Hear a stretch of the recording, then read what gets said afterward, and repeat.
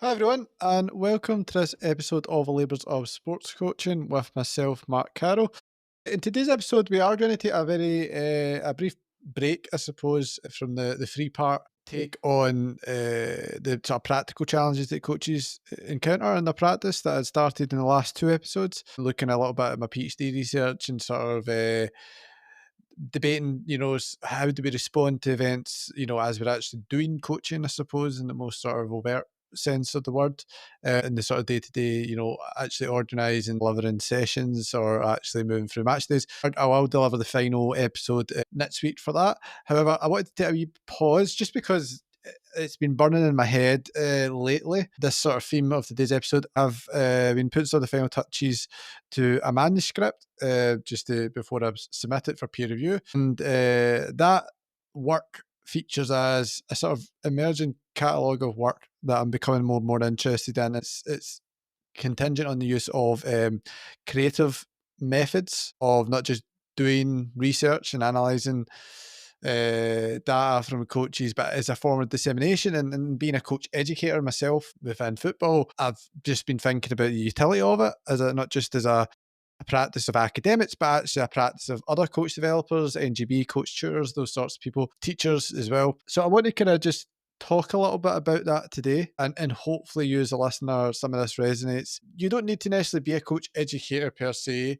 Practicing as a coach educator or developer, I know people use that word interchangeably and it's the new thing now to becoming to care about that. I don't really care about that. But if you aren't one of those people, you can still consider it for your own sort of self-learning. You can be self-taught as a coach as well, obviously. Most of coaching is self-taught, to be honest, in my opinions. You can still reflect on some of what I'm going to discuss. And it's kind of trying to get at a couple of main things. I'm not going to necessarily, sorry, I should mention, I might give some sort of passing mentions to some of the actual work itself that I've been doing. One with the sort of use of poetry, and another with what I've, in terms of the manuscript I'm just finishing off at the present, it's just sort of creative non-fiction, sort of like novelist sort of writing that you would see in a novel more commonly, but using it to sort of piece together a sort of a composite vignette of various coaches' experiences and put that together. So it's like a composite vignette where it's like what many people said. You'd make like a pretend, and I'm putting my hands in inverted commas here, character that's to sort of represent all those people, and we can tell a story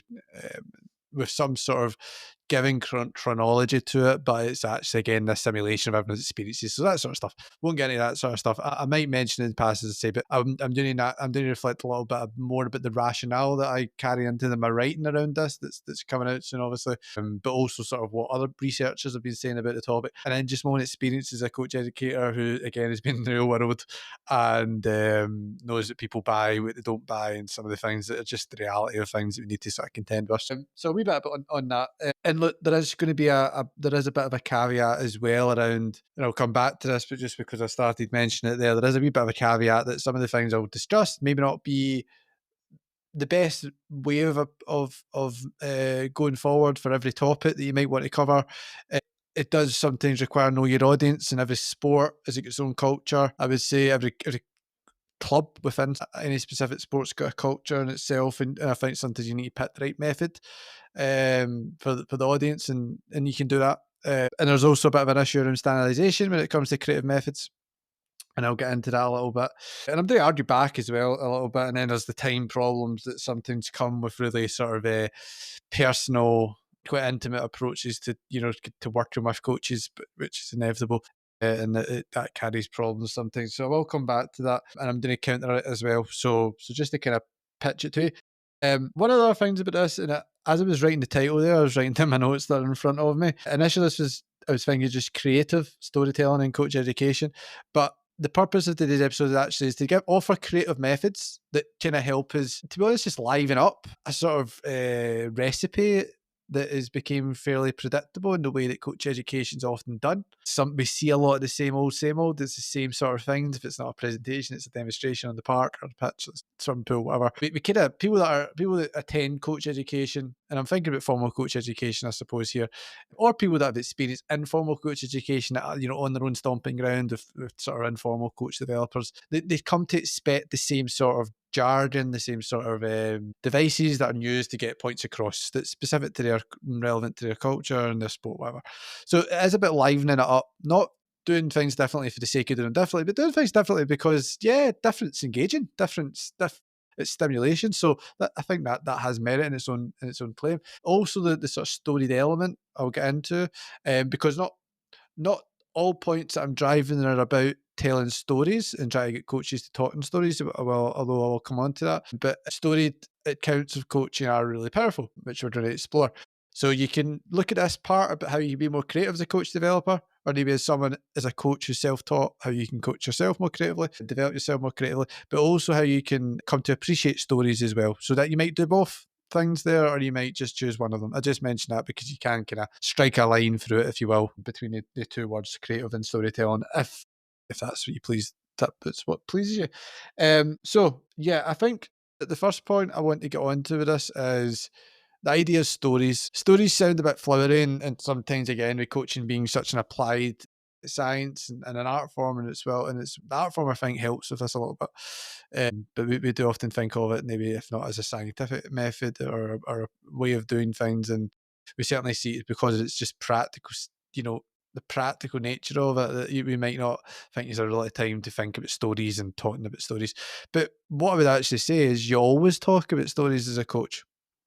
When we're coaching and I've got a player at the side of the park and I am talking to them about what I want them to do, I'm telling them a story about their future self. Or if I'm discussing training protocols with other coaches, this maybe is a coach educator to coach, to the coach being educated, or part of that dialogue anyway. It's a two-way street, I would say, but digress. You are probably referring back to quite often an athlete you coached previously, or here's something I've always told coaches, or maybe here's a personal experience I've had as a coach. We tell stories all the time. Sport it's innately narrative. There's a story to everything, and we're attracted to coaching stories. That's why coaches like autobiographies. That's why we'll read about other coaches and like to hear about other coaches talk about things and hear about stories that coaches have. I don't think it's just reserved for, the coach who's retired sitting back in the armchair and telling you about what they've done. We live stories. What happened last weekend was a story, and you're carrying that story forward. And so I mention that because it isn't as alien a language as what we think. I think what's alien is our use of that modality, and understanding storytelling as a medium throughout which we can develop a craft of coaching. So I think we need to actually utilize that more, because when I've just sort of what I've presented there is this idea that there's a storied language to coaching, and there's a disposition of storytelling within coaching that strangely is it's not suppressed. That sounds like a conspiracy, but it's it's just not utilized. It's not turned up enough when it really should be. It's a strange thing. We actually sort of look towards. We try to compartmentalize coaching a lot, if we're because maybe the specific topic we're trying to educate coaches around or discuss with coaches is a specific element of execution of a skill, or a specific element of coaching in itself, and that's fine. But even a compartmentalized themed approach to coach education, where we're looking at the importance of deliberate practice, there could be a story within that. I would say we don't always need to, and this is where I think content heavy coach development doesn't cover that. Now, and that sort of leads us, it's a segue onto both the next point I want to drive home, but also one of the caveats of this, and something we can keep reflecting on as this episode goes on.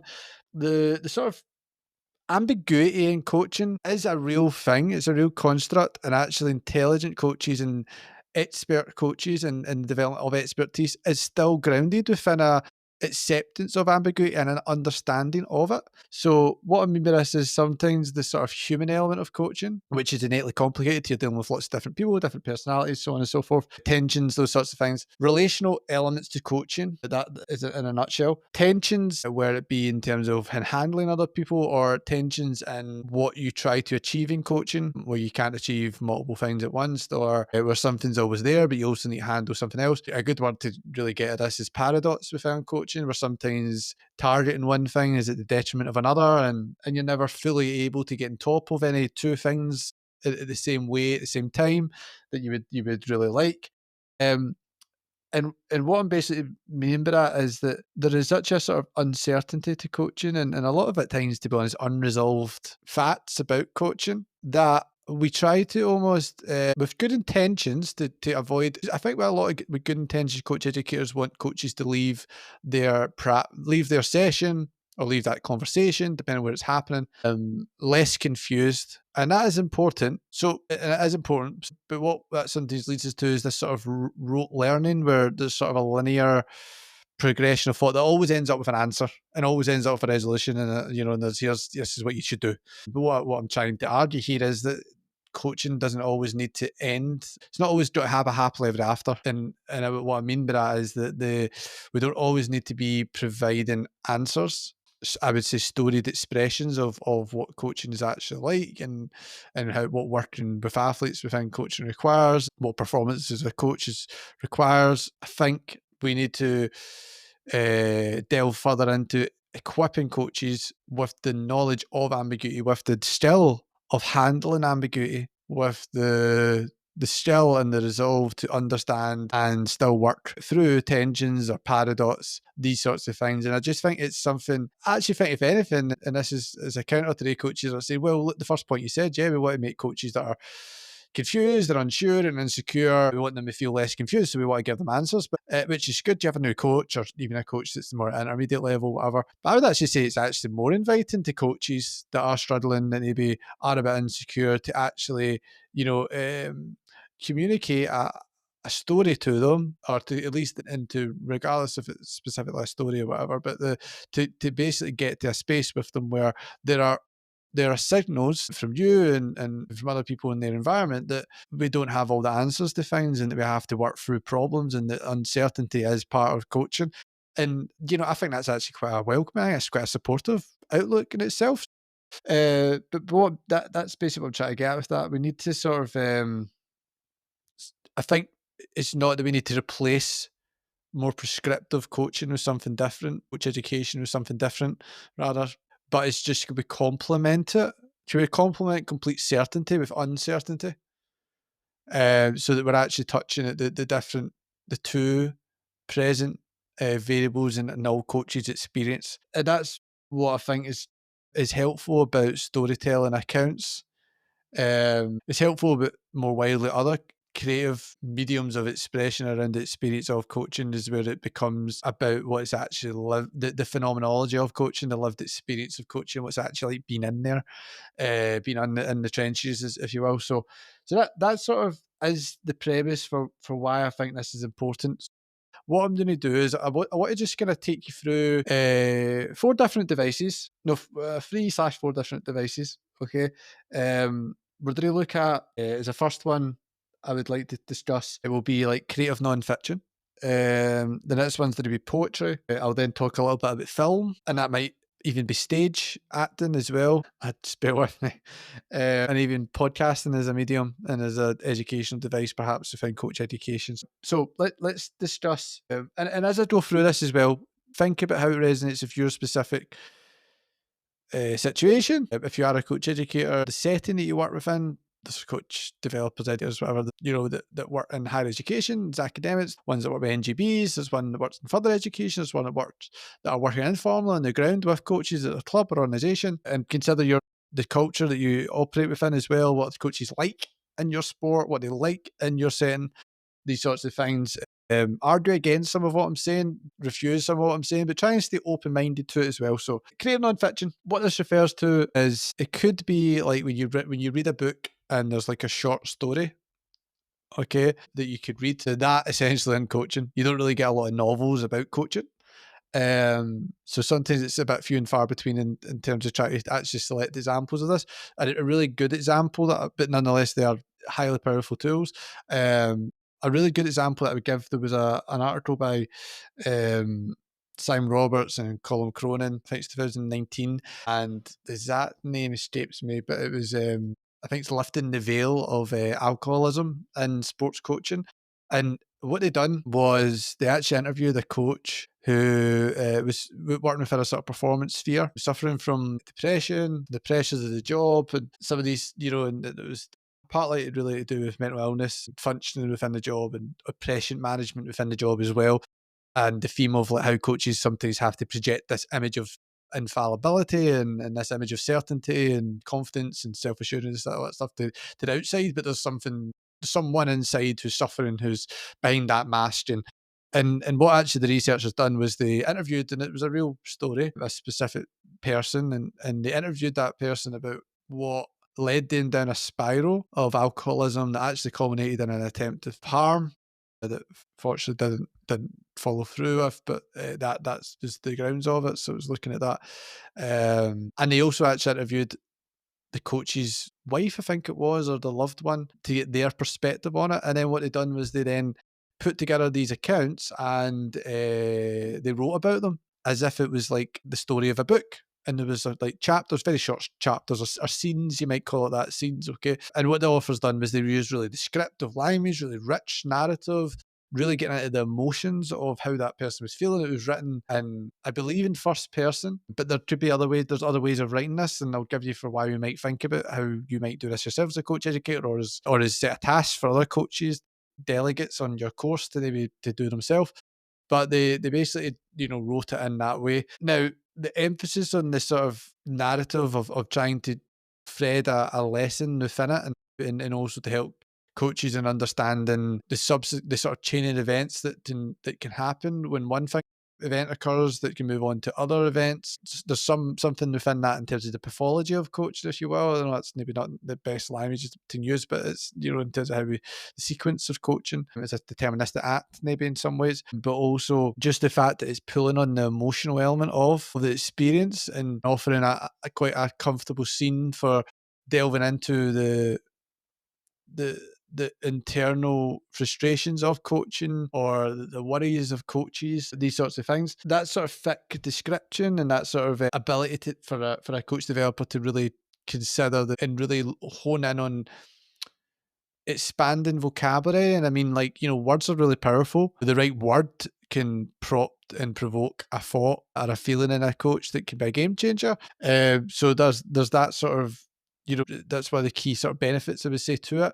I would think about this as well as scene setting in a way, as well as is something that's quite difficult sometimes when we talk about different contexts, particularly for working with coaches from various different contexts. If it's maybe at scale coach education, maybe somewhat if you're in a more personal coach developer relationship with the coach that is in front of you, where you can understand that one specific setting. But it can sometimes be quite difficult when you're at scale in coach education to know really what environments getting spoke about, and just the fact of just having that rich sort of thick description, which is a sort of academic term. We aim for that. Qualitative researchers aim for sort of thick descriptions of coaching experience. That it can be really, really helpful. I would think about it as well, like imagine you ask coaches to write a little bit about themselves in this way. They could do so, and therefore they're giving them a license, if you will, to really explore their emotions and to really reflect on an experience from the emotional standpoint, and to pick words that, through wrestling with the right word to write, can actually lead them into an exploration of exactly how they felt, because emotional intelligence is about building your emotional vocabulary. And actually, I don't know if we're actually encouraged as coaches to sit down with our emotions and try to identify them and what sits between happiness and exuberance and delight, these words. But we can't always use the one word to describe all events. That's why we've got more words. So but as coaches, are we always encouraged to tap into our vocabulary to help describe how we're feeling? And consider, if we do that, we might become more emotionally literate as a result of going through that process, because then all of a sudden now, as we work through other future processes and reflect on other events that occur, we've now got an expanded vocabulary in which to do that. So we've had practice at doing that and thinking through things using vocabulary as an introspective tool, if you will, for that purpose. Therefore, it equips us for doing it again and again.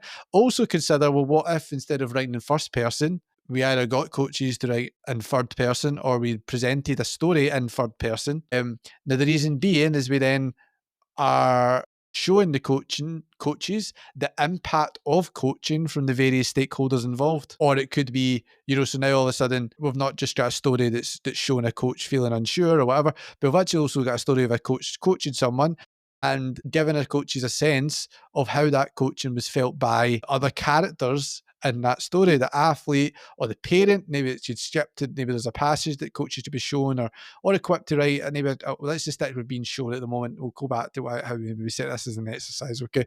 But we're now getting to let the coaches see who coach youth players who get annoyed at parents, for example. We let them see the parents' perspective.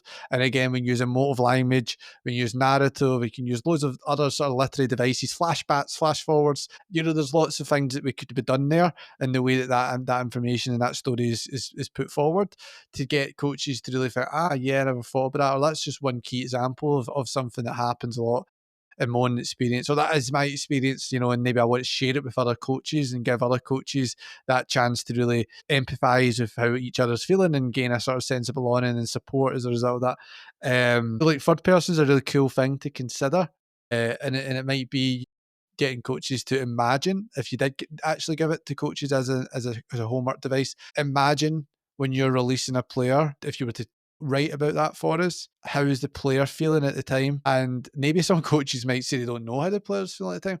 Well, maybe that's the springboard to a coach then investigating the actual experience of being released and deselected, so because it can pull up, actually challenging a coach to consider things from the perspective of other pulls up sometimes a lack of understanding about how other people would act, and not act in a uniform way, but act based on the specific being that specific person in that specific situation, and I think we can move sometimes from how everyone acts as a sort of rough broad stroke approach to sort of the fine details of individual actors, and case study work that in a way sort of leans and helps people probably think at the wider level, but as well anyway. So that's again something that I think could be used. It's a really being someone who's done this and has been, albeit helping bring forward other people's experiences and using creative non-fiction. It's a really powerful device. I will put in the show notes actually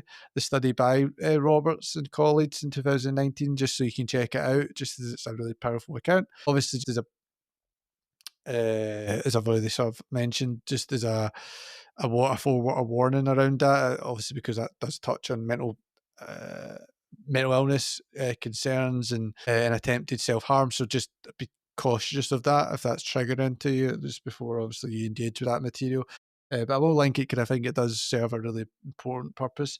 Behind what I'm saying. Poetry is the next one. So the reason why I love poetry, and the reason why I think poetry is an underutilized effective tool, not just for being creative, but for maybe again utilizing the storied expression of coaching, is that people are sort of dispositioned to engage um, with different sorts of text in different ways. So where I say, like, if I put a book in front of you or a short story, we will read it, but we sometimes want to try and get through it a little bit.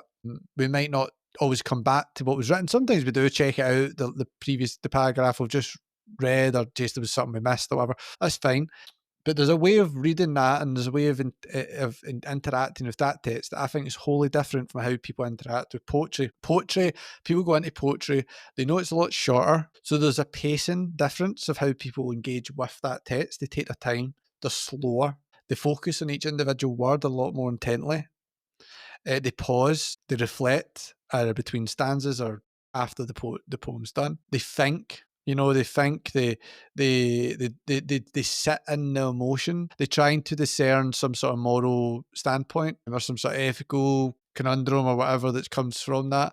So they sit with it. And actually what I think is quite useful as well, come back to, what I think is sometimes an issue in coach education, and that we're always providing answers.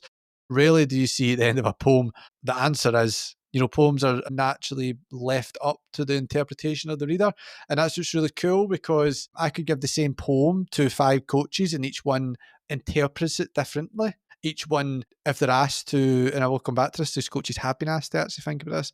If they were asked to think about it and give me what their sort of understanding of it was, they might see it from different angles. One person might see it a bit from a relational angle, one might see it as a cultural influence, one might see something in the story as being about performance. So, so there's so many different ways that get you can get into a coach's head to understand them, but also a coach themselves can start to reach and think about what's in front of them really deeply, just through being quite tactical about the type of text that we put in front of them. Poetry being a really useful aid in that sort of journey. So poetry I think is really, really cool. And as I say, I've done this in my own research where, and it's the next piece of work that I need in terms of like fashioning it into a manuscript, but I've certainly presented it at a conference a couple of years back, and it was really interesting about one coach who'd actually quit coaching in the grassroots scene and why they done that, and it's a little bit about at least my personal agenda with the work with the text was about what can happen where coaching teams don't support each other adequately, and how that can interact with a coach's confidence, it lays a new coach and outside problems, and how that's embedded, as a sort of, as I always try to say in the podcast, that coaches, coaching is everything they are, not just one thing, not just as a coach. They have outside lives, all these things are entangled. And this was a story that came through. And albeit I had certain standards that were put on me as an academic to tell that coach's true interpretation of the events rather than my own. Educators should decide how much artistic license they want. They can absolutely, and I think it's better sometimes to ensure that it's real and it's felt and it's lived, that you do take it from actual real experiences. But as I said right at the start, of different devices that can be used in the real world of coach development. It could be a composite where you're kind of piecing together other people's lived experiences and building something out of that. But I just said because it's just something I'm inside of a lot of the moment, in terms of research and motivational psychology and so on and so forth. So yeah, now there was actually a study done, and this was way back in 2008 by Katrina Douglas and David Cullis. Now, what they actually done was they made, we call it a poetic representation in academia. It's a poem, okay, in case you're curious about the technical terminology. Now, this was to do with golf, and it was to do with a golf athlete who pretty much started playing golf and became pro, really to impress her dad and to foster a good relationship with him. And then I think the athlete eventually burns out. And quits as a result of it, that sort of thing. And what they basically done is they took this poem, there was a couple of poems that they made out of this, and they took it to, I think it's 50, over 50, 53 coach educators in golf, and they gave it to them, and then they surveyed them. And what actually came back was the story really helped the coach educators with questioning, with summarising, and with incorporating. So with the questioning side of things, they were, asking about, they were thinking what's the meaning of it, what the implications of it in terms of what they were asking back. So they were engaged. What I mean by that is they were engaged in understanding how they could use it. It's a wee bit of a caveat where some were maybe at the surface level of actually questioning it as a device and the response, which it's important to mention because this is sort of why buy-in is important. What do I do with this? How can I use this? Some coaches just really want to get to the crux of, well, how does this help me? How does this serve me in my next session? Or how does this help me towards the assessment that I'm building towards, if this was within an NGB coaching badge course, that sort of thing. And that's often going to be something we need to be mindful of and be wary of, I suppose, when using this, that you want, that isn't the outcome you want to achieve if it gets to that surface level sort of thing, because that's quite one-dimensional problem solving in the way that it's just a little bit about, well, or actually it's actually not really reflective perhaps of buy-in. So you need, I just mentioned that, but I don't want to stand that too much. I want to talk about what was really good about it. So the coaches were engaged, they were thinking of the meaning of it. They were summarising it, and meaning, what I say by that is they were analysing it. So it's sort of personal relevancy. They were thinking about what sort of ethical or moral dilemmas it brings up. They were engaged in a sense making process. So not just, we were talking about questioning, asking questions and engaging with people and having material to engage with people about, because sometimes is the hardest part in coach education, is just getting coaches to talk so that we can then construct knowledge and interacting with one another, not just it being about the sole single person that's sort of disseminating information. So it's useful for that, but actually engaging them in that sense making process of analysing it and considering it, and then also incorporating was coaches sort of considering it with themselves in mind, how similar to the experience they've had, dissimilar experiences they've had, and actually really helpfully, like particularly when it's actually dissimilar, it can actually help with sort of building empathy and understanding of other people's experiences as well, which is something there, and how they can transform other people's stories into their own practice, and what they can take from it into their own practice. So there was a lot of things happening there, and I'm just giving that as hard evidence that coaches have has been used in the past before. This isn't just some crazy idea that I've had. And it's actually been it's a drum that's been getting beat for a long time, but it's actually just not really caught on very well, which I think is a real shame. I don't think it's through a lot of trying and not really feeling it. I think it's just people not maybe haven't tried it enough personally. So I think that's pretty cool. And imagine again, maybe as a coach developer, you can give coaches this as a device. You might present a poem, and then maybe get the coaches, do you want to breakout rooms if it's online, or get them to think back to it and discuss it amongst themselves or with you. You might maybe as a task tell the coaches to come up with a short free verse poem. So we don't need coaches to tell us that the roses are red and violets are blue. They don't need to rhyme. Free verse is poetry that does not need to rhyme, and it doesn't need to be good poetry. So the poems that I've written as a coach researcher to sort of bring forward coaches' experiences out of what they've said, and I've built, and trust me, I've made it really hard for myself because I've actually built the poems out of the words that the coaches actually said and put them together and arranged the order in such a way that it creates a poem from it. That's not what I'm expecting the everyday coach developer or coach to do. Not at all. Use free verse. So it doesn't need to rhyme. You can decide how many believe stanzas, and I'm not speaking like someone who's a pure experience poet, but there's every block of text is what I mean, essentially. They can decide how you might put has to be 3 blocks of text or whatever. You can decide how rigid or flexible you want to be in that framework, but just about a specific theme that maybe matters to them, or maybe you don't set the theme, and I'll come back to that because it's a little bit about expression, and the most probably meaningful expression is the one that isn't curated by someone external to them. So that can still encourage and empower people to think flexibly within but set parameters, but you just need to exercise experience of ensuring the parameters are open enough that you allow for its real expression, but still focused enough, not closed enough, focused enough that we still have a somewhat coherent discussion afterwards, perhaps. So there's ways of doing it. Try it out, and I'll come back to to prometize it. I'll prometize it afterwards. So poetry, really helpful, I think. Film is the next one. I'm going to jump right to the example here. So, UK Coaching made a short film. I think it was called Where is the Line? Yeah.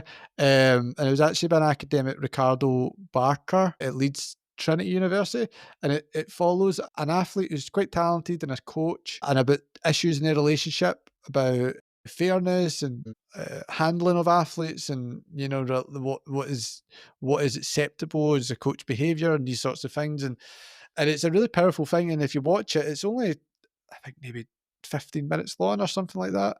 It's been a while since I watched it, but it's only 15 minutes long, or there around thereabouts.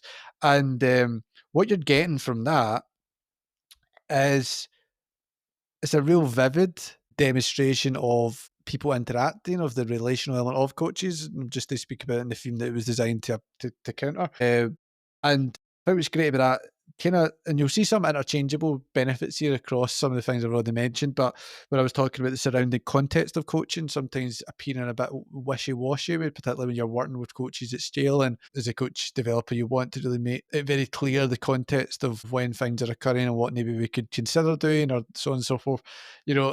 On film, you can't get away from the fact there's a physical setting to the behaviour. There's a physical backdrop to what's going on, and look, there's things within that can be manipulated for deliberate effect, depending again how much you want to push. Well, not necessarily push them in a direction, push your own direction. And the thing is, we need to think about this is where we need to think about a coach educator in this sort of format as an artist. And every artist has got their own agenda. Yeah, so when I talk about what you can push through for your own agenda to really bring out and send the message you want to send, that's not necessarily trapping other people to interpret it differently. It's just ensuring that there's a powerful delivery and execution of it as one expression of idea from you, the creator, in itself, before other people then go and multiply that idea, or extend that idea, or replace that idea, or complement that idea, that sort of thing. So there's a lot of things you can play about with. Now, let's say this wasn't a film, maybe this was a stage show or something like that. And I know that's people were probably at this point thinking of what on earth are you talking about. I'll come back to that. Okay, it just depends on a lot of things, and the culture of coach education, I suppose, in your sport, and what people are really being brave about. But again, I just mentioned because in stage shows we can think about lighting, we can think about music, and I think even within a short film device that was put together, music and backdrop is really important. The background music, it primes certain emotions. And if it's not at least priming emotions, it's certainly engaging the audience in a way, which is a sort of cinematic experience that you're given. So it's very different, probably again, from what they're typically receiving. So you might give that as a homework device. Maybe it's something that you actually let them watch inside of the course itself in the middle of lived meetings. Um, there's a lot of things that we can do there, and actually maybe as best as covering this point. I've just said stage show. Some people might go, well, oh God, one, what plays have you ever taken someone to that's about coaching on it? It's a good opinion to have. And two, what did they get from it? Well, I've explained the second part. Maybe I've explained already. The first part, if I was doing really not controversial, but my own independent thought is, truthfully, I don't think coaches always need to learn about coaching from coaching. I think there's a lot that, and look, what I'm basically presenting here is a lot like is novels, is poetry, is it's things that there's probably far more non-coaching stories told with. In terms of what sort of stories these devices are typically accommodate, it's more often than not coaching stories. That means that actually it's a good hole in the market, I suppose, for being original as a coach developer to bring it in. And I think that's something in itself. For why, as I say, it will be something that will probably could catch your attention very quickly if we don't see enough of it. Are you telling me that when you read a novel, detective novel or something, I'm totally making this off the top of my head, but if maybe there's a paradox of some sort or some sort of conflict that the detective's dealing with where they can save one person but then lose someone else, or they decide should they let the bad guy away because of this and that happened, and they're more complicated than that. They aren't strictly a bad guy, or they've got all these competing expectations on them. And are we saying that we can't transfer that sort of experience into our own line of work sometimes? Of course we can. So, like, I would maybe say, like, that's something you would need a really brave coach. You need a really brave governing body to do this, but maybe more individual approaching self-taught coaches could be looking at this and try to figure things out. But I certainly 100% would stand by that. I have developed a real understanding about the emotionality of coaching through novel reading, and through understanding other sort of cultural devices, stage play. I mean, dance. We haven't even thought about dance as a form of sport in some ways, or is it at least something that's taught or coached in some way? There's an episode with Denny Wilson that might make you think twice about that. So thinking that way. So yeah, so there's a wee bit on that. Again, I don't want to put attention away from what I'm discussing right now, but it's just something to think about. So those are to say. No, actually, sorry, last one, podcasting. Now, the reason I say this is sometimes podcasting's great because there's a dialogue, and sometimes it's very conversation orientated. Therefore, it's engaging in the way that coaching coaches are used to it. It's people they're probably also more likely to hear about coaching being spoken about more naturally as well, just because people are just talking. Or maybe it's a solo podcaster, but either way, they are going to be encouraged to then get a point, in long form. It's not just some snappy TikTok or Instagram short reel, whatever it is nowadays, but it's actually like, here's a conversation. Here is a in-depth consideration for a question, and that's really cool. And I think it's actually maybe as a device is counter to a lot of the stuff that is preached about a lot today about trying to look after people's attention spans quite a lot, and to the point where actually I think we dilute the meaning and knowledge behind a particular thought because we just don't include a lot of the real argument.